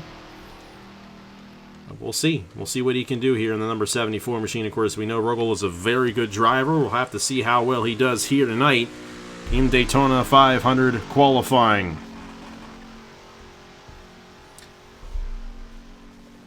I'm looking forward to what Rogeldorn can do this year. Was very strong last year in the 74, and I think Rogel, if things all work out, Whitebourne, I think, could be a top 5 in points type of driver, but it's not looking that good for this qualifying lap. Not even 179 at the start of finish line. Yeah, it's definitely not looking good. On the slower end, his teammate Jesse Turner was a 48.611. His Unchartered teammate's the slowest driver of the night, 48.995. Have over a second difference between our fastest driver and our slowest driver here tonight. So it's nice to see that there is a lot of personality being thrown around here tonight in terms of these times. And Rogeldorn's going to be on the other end of that personality here on this lap, unfortunately. Probably going to be right around his teammate of Jesse Turner right there. Coming across the line, Rogeldorn. We go 48.796. That's 40th of 42. Not what Rogel wanted, that's for sure. So our last Evans-Ross racing car, of course, Nathan Meyer earlier on in the session put down a pretty good time at a 48.239 in the hot seat ride for Echo's team. Kirsten Bell is currently 27th. Jack Haas is in the 39. I think there's a certain Mr. Paulus Jr. who's not happy with Jack Haas after last week's race at Auto Club Speedway, because that caution came out because of Jack Haas spinning Paulus onto the racing surface coming down the pit lane. Definitely a very unique situation that ended up causing the yellow flag. But Jack Haas looking to rebound from that. Did not have a good run in this Daytona 500 last year. And we'll see what he can do this year on the 39 machine, if he gets any speed coming to the line right here. 177, 178, 179. Looking like on the faster end, it's not going to be pole speed from what we saw right there, but it is going to be a decent lap for Jack Haas in the 39 machine from what it's looking like at the moment. It looks like it could have the makings of a 0.3 or maybe even 0.2 if he keeps his speed up, which it looks like he's doing a good job with so far. It comes out of turn 2 with 186, 187. It looks like he might. He does hit 188. So this is a really solid lap here in the going, I think. You know, I just realized there's about a 1/10 of a second gap there in between 12th and 13th place, Andrew Miller, Phillip Torres. And I think he's going to be on the upper end of that with this lap, considering he hit 188 down the backstretch across the line. 291. He's actually going to split the difference right there at 13th. Jack Haas goes 291. Solid time there for the 39 machine. We'll see if he gets a good run in the dual race on Thursday night. Have a good spot in the Daytona 500. Next driver in line, Mr. Daniel Paulus Jr. I think we're going to have him in the booth on Saturday for the Daytona 125K, which we're always excited. Always glad to have Daniel in the booth. Great co-commentator. And, of course, a lot of expectations for Daniel going into this season, driving for Team Velocitar, though last week's race at Auto Club did not particularly work out the way he had hoped. One career win on the channel that came at Atlanta last year in the Wawa Cup Series. Of course, driving for Matt Tuck's team, and we'll see how much speed he can carry coming across the line right here. 179. It's another decent lap here. It's not pole speed, but it's definitely decent lap here for Daniel Paulus Jr., who I know he would love to win this Daytona 500 if he could. But he's going to have a lot of chances this year to win races with this team, no doubt about it. Oh yeah, I think this could be similar to guys like Miller, Haas, Roberto Torres. I think could be around that range. Let's wait and see what they It's right around do. that range the way this is going. And this is almost identical to what Jack just did. This Oh, is yeah. already not identical. Yeah, this might be a Imagine if they tied. 292. We could see that. That'd be something. Let's see. Cross the line. 302. 302. Not quite. 11 100ths of a second right there. That's good enough for 14 for Daniel Paulus Jr. in the 54 for Team Velocitar. All right. We've got him right here. Nicholas Samadio, Mr. Edge, Nicholas Samudio, as it is officially pronounced, as far as I understand. But as we mentioned, Nicholas has given us the blessing to say Samadio. We've done it for 10 years. We appreciate you, Nicholas, for upholding the legend of Mr. Edge here. And Caleb, I know you are very excited about your driver, and this is a driver who's finished top 3 in points every single rating series that we have had the past 2 years. Of course, he has won the Daytona 500 before as well, and closest finish ever on the channel. I know you're excited about him. We'll have to see what type of lap he puts down. Has not been a good qualifying session for you guys there at Appalachian Motorsports. So far, it's been a bit iffy, but we're looking forward to Samadio this season. Excited to see what he can do here in this qualifying session. Although going to the line, it's not looking too good. The good thing for Nicholas, he is locked into the show as a charter driver, but that is not what you want across the line. At all. What's up with you guys? Caleb didn't set it up right. We're at a...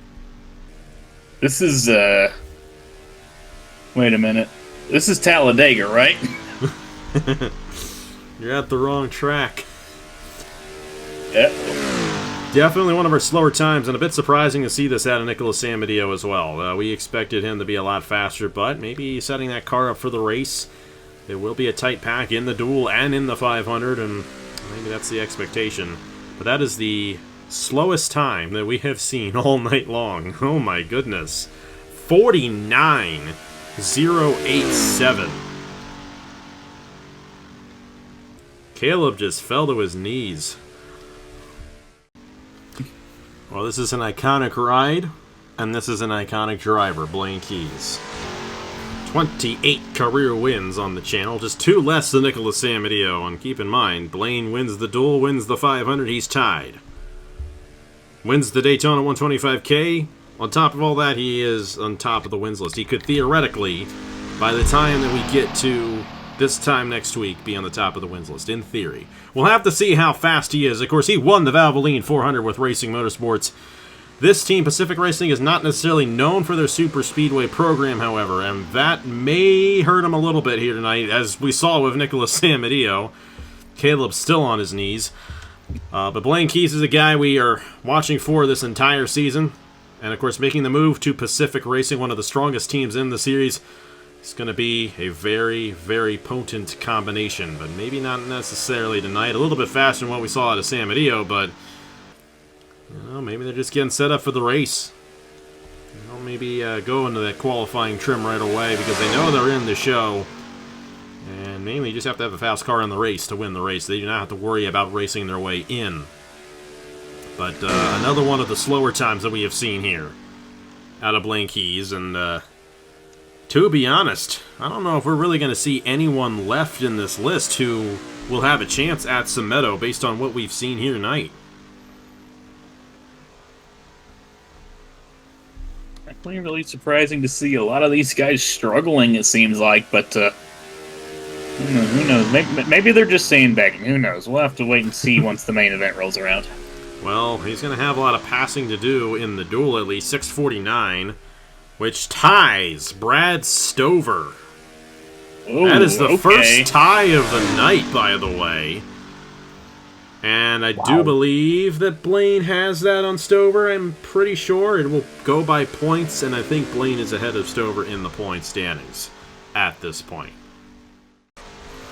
Ludovic Charette next in line, defending Wawa Cup Series champion.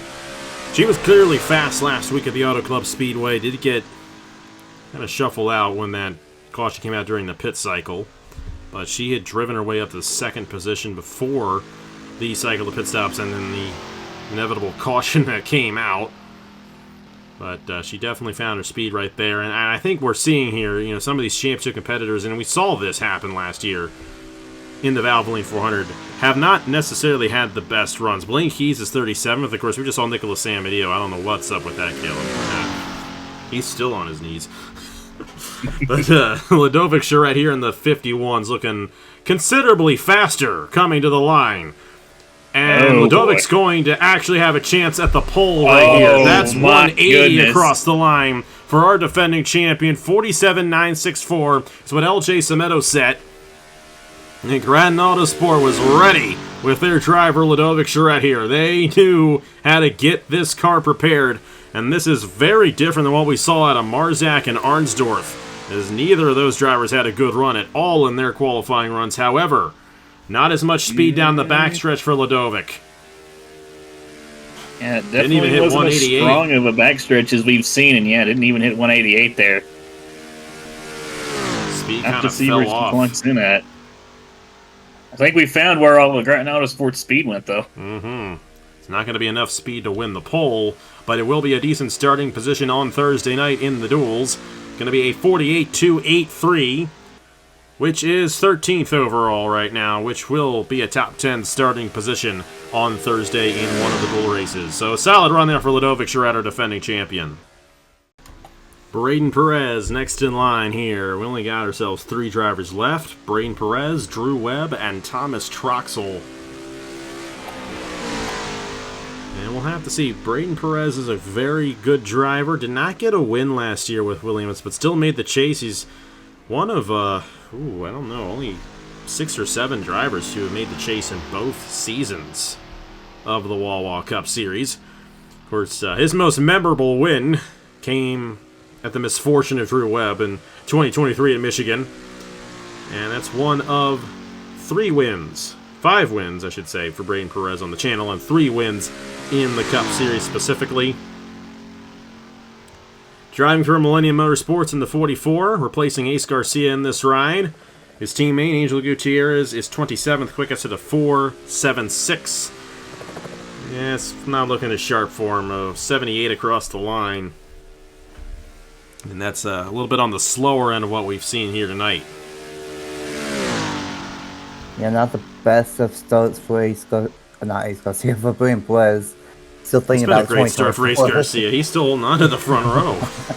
Yeah, it's been a green light for Ace Garcia, thinking about 2024, but Bryon Perez, not a great start to the lap right there, and I'm going to bounce back up a little bit to 186 for a long time, but not going to be that great of a lap for Mr. Steele win. Well, he's not going to steal the pole here tonight. I forgot that was his nickname because he didn't win last year. A bit of a shame. Perez going to go 6.45. That is good enough for the 38th position, just ahead of Blaine Keys and Brad Stover. We got 2 drivers left to go, and we got Drew Webb, 2023 Wawa Cup Series champion. So you're driving for Grand Autosport, which I know has scared a lot of the competition. We'll have to see how well it fares for Drew this year at one of the best teams in the series. Of course, Ludovic Charette just went out a couple rides ago and managed to clock in 13th quickest. We'll see what Drew can do in the 18 machine. That is the fastest. Charette, I should say, was the fastest of the Grattan-affiliated drivers. They have not had a good night tonight altogether. One of their slowest drivers was actually Josh Marzak in the hot seat ride. Arnsdorff was 34th. Then you got the affiliated teams, the Paulus. Actually, Paulus is 15th, so solid run for him. Not a good run for Hubert. We'll see what Drew can do right here. And, yeah, looking kind of middle of the road right there. 179 across the line for Drew Webb, so not a bad speed across the line. But he's definitely going to have to pick it up here if he's going to start a little bit further up in comparison to his teammates. Definitely still looking like a pretty decent lap here for Drew Webb. It's 186 pretty early on down the back straightaway here, and probably going to end up with 187 going into turn number 3. And yeah, it does look like that's going to be the case. So solid lap here from Drew Webb. I have to see where this puts him on the board, and after this, we'll just have one more driver trying to go for pole, and I don't know, LJ Semedo. Sure as heck isn't Nicholas, dude. 395 for Drew Webb. That is tied with Phillip Torres. No, sorry, not tied. That is in between the Parker Davis cars there of Nathan Smith and Isaac Nichols. It's not 359, it's 395. Right there for the 20th position. And here we go, our last driver of the night. Would like to take a moment to thank Caleb Rose, Andrew Miller, and Nathan Stapleton for joining me in the booth here tonight for this qualifying session. Took us about 3.5 hours to record all of this for you guys, and we hope you enjoyed it just as much as we did. This has been a lot of fun, just as much as Caleb did. Outside of his driver, Nicholas Samudio, Caleb really has enjoyed watching this. I'm glad you have. And yeah, we're down to 2 more. LJ Semedo looking to win the pole for the Daytona 500. The only driver that stands in his way is Thomas Troxel, the highest Pacific Racing car at this point. We've had 2 of them go out. It's going to be Blaine Keys, 40th at 48.649. The highest Toyota, Nathan Meyer in the 91 with a 48.239. So the odds are playing in Semedo's favor here as we look to see what the winner of last week's race at the Auto Club Speedway, Thomas Troxel, can pull off here in Daytona 500 qualifying. But final thoughts on tonight, guys, and what do you think we're going to see out of Troxel here on this last run? Yeah, this has been a lot of fun. Like you said, I've really enjoyed watching this, maybe apart from the Appalachian Motorsports downfall, but still, that's besides the point. I really enjoy single-car qualifying. It's a lot of fun to do and even more fun to watch, and can't wait to see how this will all close out. I'll have to see what Thomas Troxel can do, but yeah, it's been a lot of fun. Thank you so much for putting it on, and I'm happy to be up here in the booth for it. Mm-hmm. Oh yeah, this was a lot of fun being on pit road and being able to join up here in the booth once my cars were mostly done. And it's definitely going to be interesting what ends up happening in the Mello Yello Duel. You know, of course, in the Daytona 500. That's going to be a busy day with all the 500s, but it's going to be a fun weekend here coming up. But we have 1 driver left before we get to the weekend. Thomas Troxel, 23-time winner on the channel. It was 22 before last week's race. And he is driving here for Pacific Racing for a 3rd straight season. And I think it's safe to say LJ Semedo is going to win the pole for the Daytona 500. And this is another amazing thing. Ace Garcia in the hot seat, not even a full-time Unchartered driver, in the hot seat is going to lock the outside pole for the Great American Race on Sunday. But LJ Semedo will be awarded the extra point towards the championship. And he had a solid run as well last week at the Auto Club Speedway. It's a great start to Semedo's season there at Titan Fury Racing. And we are excited to see what he can pull off. We'll see where Troxel ends up slotting in. This is on the slower end. The Pacific car is not as fast here as Bryon would have hoped here tonight in this qualifying session. We started out with Halley Anderson Jr. We're going to end with Thomas Troxel on the same team, an 8-4-1. That is 47th of 50 for last week's winner of Thomas Troxel. Yikes! Ouch. He's gonna be deep in Duel 2. He's actually gonna start 24th in Duel number 2 on Thursday night. Well, let's debrief, show you guys the starting lineups for each Mello Yello duel, and then close it out here at the Daytona International Speedway. And there are the official qualifying results from tonight. And that is how they will line up as well for the dual races. So you see on the left, that is the lineup for Mello Yello Duel number 1. On the right, that is the lineup for Mello Yello Duel number 2. And you see the times for those drivers as well. LJ Sameto has won the pole for the 2025 Daytona 500 a year after he won the race. And with that, he is going to be awarded an extra bonus point towards the championship. He's got an opportunity at 10 more points if he wins the dual race on Thursday. And this is how they line up for duel number 1. LJ Sameto and Alex Sanvitali in row 1. Bruno Diacomo and Bryon Webb. Dylan Mathews and Roberto Crown Jr. Ludovic Charette and Daniel Paulus Jr. Trey Bartow and Nathan Smith. Isaac Nichols and Jared Martin. Bryce Egan and Christian Master. Mark Davidson. Oh boy, that's been a long time. Zayden Davidson and Kirsten Bell. Bernardo de Oliveira and Darien Ansdorff. Jesse Turner and Braden Perez. Brad Stover and Matthew Hubert. Logan Williams and Thomas Troxel. Johnson Jameson in the last row, the 25th starter. And in duel number 2, Ace Garcia and Aaron Lukes will be leading them off. 2 uncharted guys on the front row. Justin Zeidel and J.R. Ribbleton. Nathan Meyer and Andrew Miller. Jack Haas and Phillip Torres. Lenard Kocsmar and Drew Webb. Eric Monaco and Travis Crampton. Laura Shung and Angel Gutierrez. Keegan Thompson and Zachary Fitzwater. Tanner Partin and Avery Alford. Carson Miller and Blaine Keys. Halley Anderson Jr. and Josh Marzak. Rogaldorn and Duncan Ward, and then Nicholas Samedeo will start in the last position. That second duel has a lot more of the uncharted guys in it. It's going to be a lot harder if you're in that second duel compared to the first duel. So guys like Dylan Mathews, Jared Martin, Zayden Davidson, Darien Ansdorff, they're the only 4, by the way, who are in. All right, I also have Johnson Jameson. So the only 5 that are in. 2 of them are going to race their way in that first duel, and that's just the way it works out.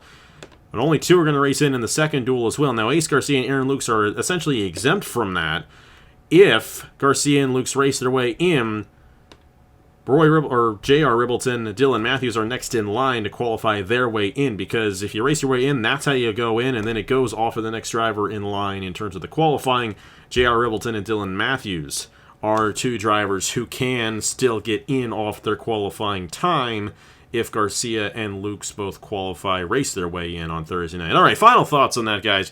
And what a night that we had here at Daytona with LJ Sameto winning the pole here for the Daytona 500.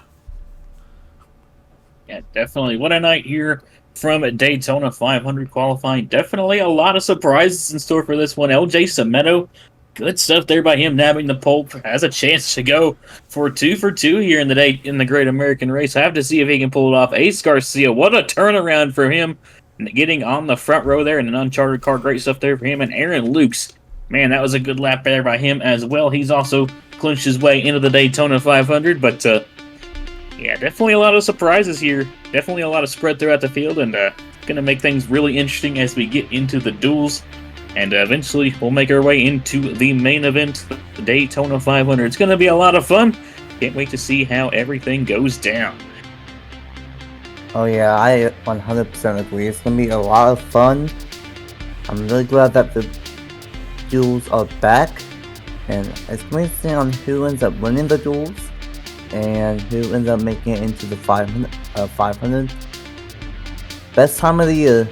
And we are almost there. It's gonna be great. It is. Be a lot of fun. Hey, check out Nathan's stuff as well. JBL Cup Series also going on this week with Daytona 500 qualifying duels and his race as well. Caleb, I think you're off this week with the IndyCar Series, but we're back next week. I know you cooked with that Auto Club race, but we're excited for it. And also, the Top Dragster Open is on Friday. Andrew was talking about that earlier on, so definitely want to keep your eye out for that. It's going to be a lot of fun. But hey, we'll see you Thursday night. We'll see you tomorrow night. Sprint Series Night in America tomorrow night for the Daytona 250. I know you're excited about that one, Nathan.